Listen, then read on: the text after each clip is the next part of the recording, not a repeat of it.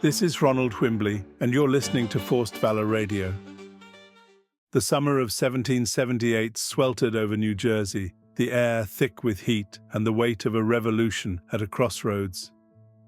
After the triumph at Saratoga, French aid bolstered the Patriot cause, but General George Washington's army, hardened by the brutal winter at Valley Forge, now faced a new challenge.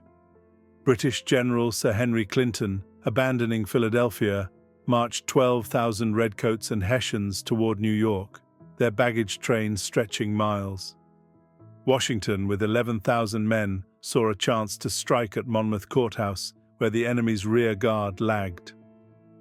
Among the Continentals was Sergeant Brandon Herrera, the Jersey jester, his legend as a master of explosive mayhem now etched in every camp.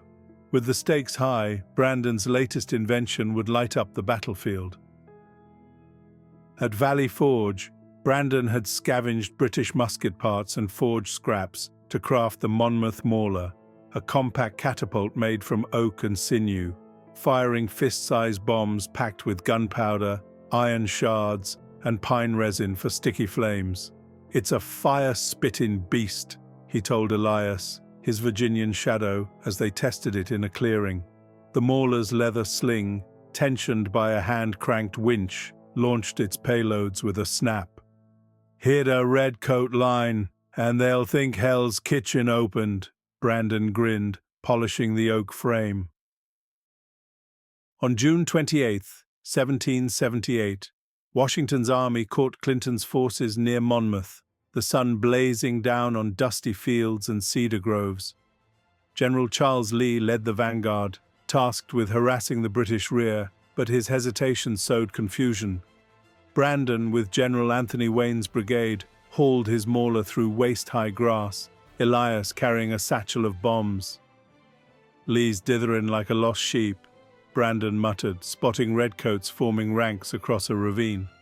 Washington, furious at Lee's faltering, rallied the troops himself, his white horse a beacon in the chaos. As the British under Lord Cornwallis counterattacked, their bayonets gleaming, Brandon set up the Mauler on a low rise.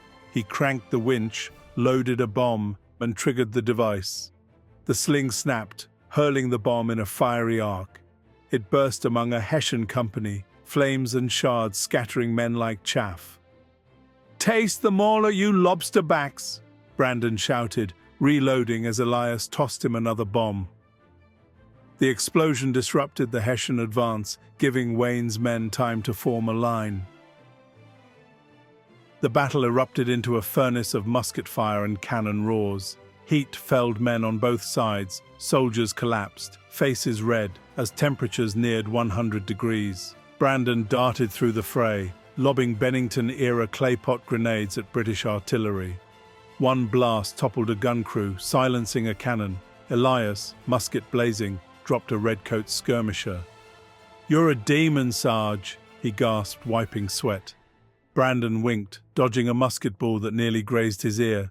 "Just cooking up freedom, lad." Washington's leadership turned the tide. He rallied Lee's retreating men, forming a defensive line across the fields. General Nathaniel Greene's artillery pounded the British, while Wayne's brigade charged with bayonets. Brandon spotted a redcoat officer rallying troops near a hedgerow. He aimed the Mauler, launching a bomb that exploded in a fiery spray, felling the officer and scattering his men. "That's for Philadelphia!" he yelled as patriots cheered.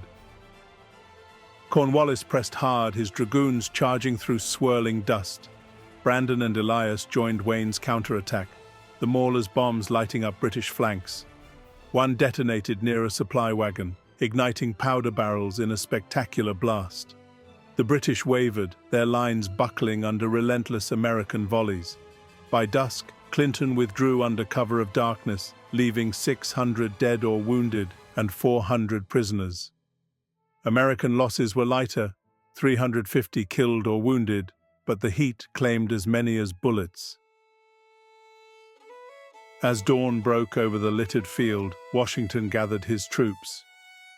"You've shown the world our mettle," he said, voice steady despite exhaustion. He turned to Brandon, the Mauler scorched but intact. Herrera, your firebombs broke their spirit. Take this British Dragoon's Spurs as your reward. The silver spurs glinted, a symbol of the enemy's retreat. Brandon saluted, grinning. Thank you, sir. Just keeping the redcoats hot and bothered. The men laughed. As the army regrouped, Brandon faded into the ranks, sketching a new gadget, a Yorktown Yorper, perhaps. Monmouth proved the Patriots could stand toe-to-toe with the British, and the war's end loomed closer.